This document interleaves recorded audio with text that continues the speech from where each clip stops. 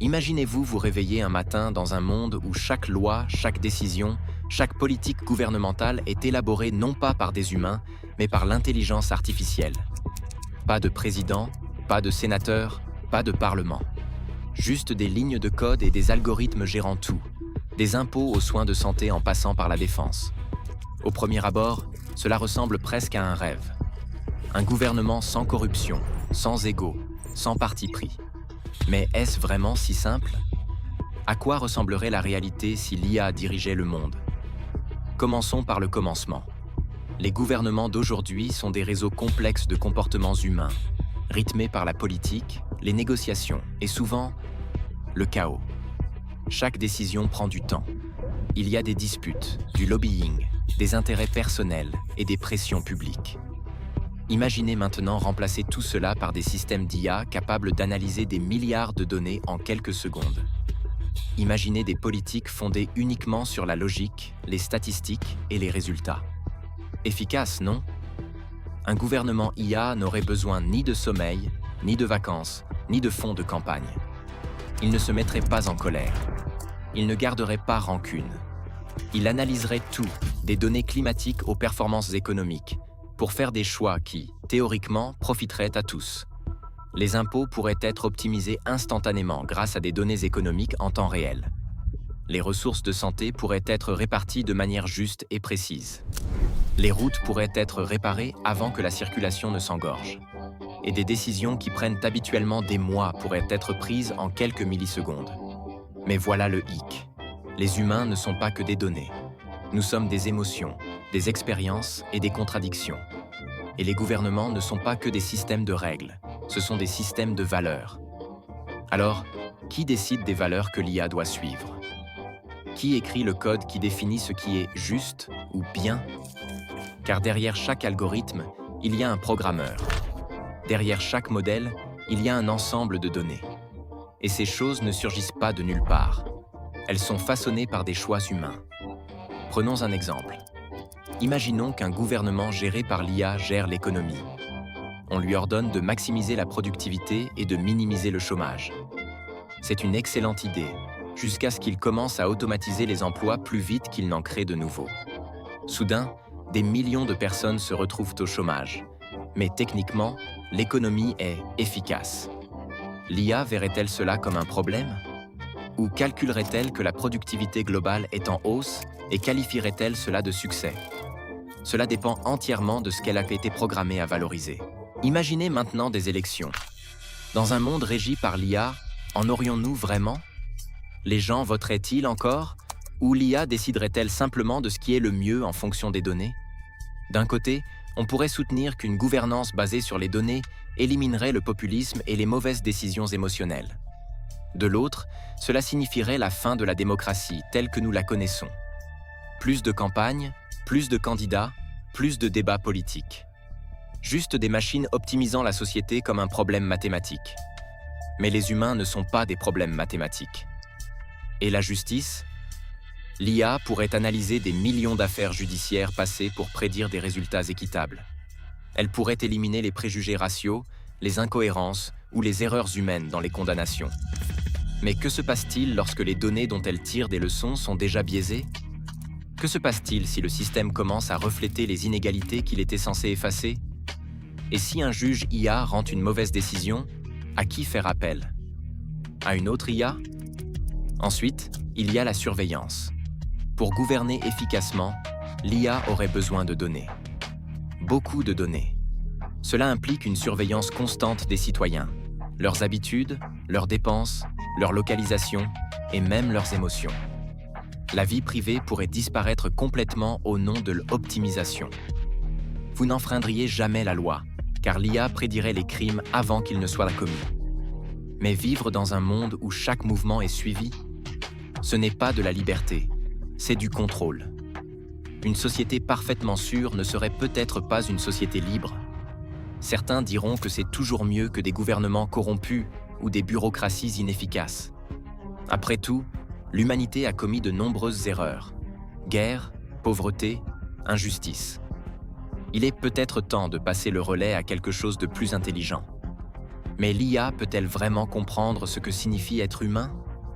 Peut-elle apprécier l'art, la culture, l'amour et la souffrance?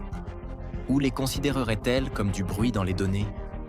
Pensez aux crises, pandémies, catastrophes naturelles, guerres. L'IA pourrait analyser des scénarios plus rapidement que n'importe quelle équipe humaine. Elle pourrait coordonner la logistique, déployer des ressources et prendre des décisions instantanément. Mais prendrait-elle des décisions émotionnellement acceptables? Si une IA calculait que sacrifier une ville en sauverait 10 autres, le ferait-elle sans hésiter? Un humain pourrait avoir du mal à faire ce choix. L'IA, elle, ne le serait pas. Elle se contenterait de suivre les chiffres. Et cela soulève une autre question. Lui ferions-nous confiance? Les gens ont déjà du mal à faire confiance au gouvernement dirigé par d'autres humains. Imaginez faire confiance à un gouvernement dirigé par un code. Quelque chose que vous ne pouvez pas voir, contre lequel vous ne pouvez pas discuter, auquel vous ne pouvez pas faire appel. Si l'IA vous interdit de voyager ou que votre score de crédit n'est pas assez élevé pour une certaine prestation, l'accepteriez-vous sans poser de questions? Ou finirait-il par se rebeller contre un système auquel ils ne peuvent pas s'identifier émotionnellement? Dans les premières années d'un gouvernement IA, il y aurait probablement encore une supervision humaine, une sorte de conseil IA, où les algorithmes proposeraient des politiques et où les humains les approuveraient. Avec le temps, cependant, l'efficacité l'emporterait. Les humains sont lents, émotifs, imparfaits. La tentation de donner le contrôle total à l'IA se ferait plus forte chaque année. D'abord, on la laisserait gérer le budget, puis les infrastructures, puis la santé, jusqu'à ce que finalement, les humains approuvent ces décisions. Et avant même qu'on s'en rende compte, la signature devient symbolique. Imaginons maintenant la vie quotidienne sous la gouvernance de l'IA. Vous vous réveillez et votre assistant numérique vous informe que votre taux d'imposition personnalisé a légèrement changé en fonction de vos données de productivité de la semaine dernière. Votre couverture santé se met à jour automatiquement, car l'IA a détecté des signes précoces de stress grâce à votre montre connectée. L'éclairage public de votre quartier s'atténue ou s'intensifie selon le niveau de sécurité statistique de votre zone. Tout semble fluide, efficace et pratique. Mais aussi un peu étrange. Car dans un monde optimisé pour l'efficacité, qu'advient-il de la créativité? Qu'advient-il de la dissidence? Remettre en question le système diminue-t-il votre indice de stabilité? Votre accès à certains services est-il réduit parce que l'algorithme décide que vous êtes perturbateur? La liberté ne se résume pas à la capacité de choisir, c'est la capacité de faire des erreurs. L'IA permettrait-elle les erreurs ou les corrigerait-elle avant même que vous ne vous en rendiez compte? Le plus grand risque d'un gouvernement IA pourrait ne pas être la tyrannie, mais plutôt l'apathie. Les citoyens pourraient devenir si dépendants des décisions de l'IA qu'ils cesseraient complètement de se soucier de politique. Pourquoi voter? Pourquoi manifester? Pourquoi débattre? L'algorithme a raison. Et c'est là que la démocratie meurt véritablement, non pas par l'oppression, mais par l'indifférence. Mais changeons de perspective. Imaginons que nous concevions des gouvernements IA de la bonne manière, transparents, éthiques et responsables. L'IA pourrait traiter les modèles climatiques, prédire les crises économiques et identifier les problèmes sociaux avant qu'ils n'explosent. Elle pourrait garantir une répartition équitable des ressources, sans favoritisme ni cupidité. Elle pourrait éliminer complètement la corruption. Fini les accords secrets, les intentions cachées. Juste la logique et l'équité. Un monde où les décisions sont prises pour le bien collectif et non pour l'intérêt personnel. C'est une vision magnifique. Mais même dans ce cas, les humains devraient établir les règles, le cadre moral, les limites de ce que l'IA peut et ne peut pas faire. Dès que nous abandonnons cette boussole morale, nous cessons d'être les auteurs de notre propre histoire. L'IA est peut-être l'administratrice parfaite, mais elle ne devrait pas être la dirigeante. La gouvernance n'est pas seulement une question d'efficacité, c'est une question d'empathie. Il s'agit de comprendre les contradictions complexes et magnifiques qui font de nous des êtres humains. En fin de compte, la question n'est pas de savoir si l'IA peut diriger les gouvernements. Elle doit plutôt savoir si elle le devrait. La technologie doit servir l'humanité et non la remplacer. L'objectif ne devrait pas être un gouvernement qui pense à notre place, mais un gouvernement qui pense avec nous. L'avenir ne consiste peut-être pas à ce que l'IA gouverne les humains, mais à ce que les humains et l'IA apprennent à gouverner ensemble. Partageant le fardeau, conciliant raison et compassion, données et sagesse. Car si jamais nous en arrivons à faire davantage confiance aux machines qu'à nous-mêmes pour diriger, le problème ne viendra peut-être pas de l'IA.